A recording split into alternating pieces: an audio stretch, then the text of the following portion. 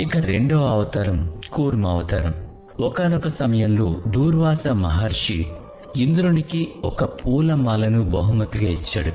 ఇంద్రుడు దాన్ని తన ఏనుగు ఐరావతం మెడలో వేశాడు. కానీ ఆ ఏనుగు ఆ మాలను కింద పడేసి కాళ్లతో తొక్కేసింది. ఇది చూసిన దూర్వాసుడు తీవ్ర ఆగ్రహానికి గురై దేవతల శక్తులన్నీ క్షీణించిపోతాయని శపించాడు. శాప ప్రభావంతో దేవతలు బలహీనపడ్డారు. ఆ అవకాశాన్ని ఉపయోగించుకుని రాక్షసులు వారిపై దాడి చేసి యుద్ధంలో ఓడిపోతున్న దేవతలు భయంతో శ్రీ మహావిష్ణువు శరణలు పట్టుకుంటారు. ప్రభు, మీరు మమ్మల్ని రక్షించకపోతే అధర్మం గెలవడం ఖాయం అని ప్రార్థించారు. అప్పుడు విష్ణువు చిరునవ్వుతో, మీ శక్తిని తిరిగి పొందడానికి ఒకే ఒక్క మార్గం ఉంది.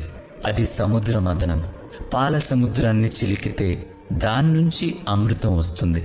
ఆ అమృతం మీకు అమరత్వాన్ని బలాన్ని తెస్తుంది. కానీ ఈ గొప్ప కార్యం మీరు ఒంటరిగా చేయలేరు. దీనికి మీరు రాక్షసుల సహాయం కూడా తీసుకోవాలని చెప్పాడు.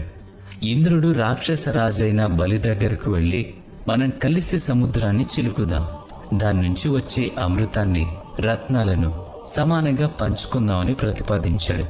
ఇది సాక్షాత్తు నారాయణుడి ఆదేశమని తెలియగానే బలి ఆ ప్రతిపాదనకు అంగీకరించాడు. మందన పర్వతాన్ని కవ్వంగా, వాసుకి అనే సర్పరాజును తాడుగా మార్చారు. దేవతలు రాక్షసులు చెరువు వైపు నిలబడి సముద్రాన్ని చిలకడం ప్రారంభించారు. కానీ ఆ భారీ మందర పర్వతం పదే పదే సముద్రంలో మునిగిపోసాగింది. అప్పుడు విష్ణువు స్వయంగా కూర్మ అవతారం అంటే తాబేలు రూపాన్ని ధరించాడు.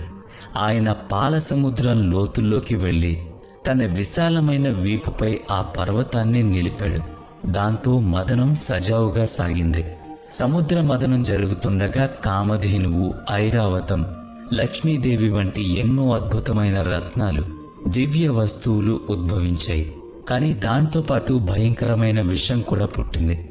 దాన్ని చూసి అందరూ భయపడ్డారు. అప్పుడు పరమశివుడు కరుణతో ఆ విషాన్ని తన కంఠంలో నిలుపుకొని నీలకంఠుడయ్యాడు. చివరికి ధన్వంతరి అమృత కలశంతో ప్రత్యక్షమయ్యాడు. రాక్షసులు దాన్ని లాక్కోవడానికి ప్రయత్నించారు.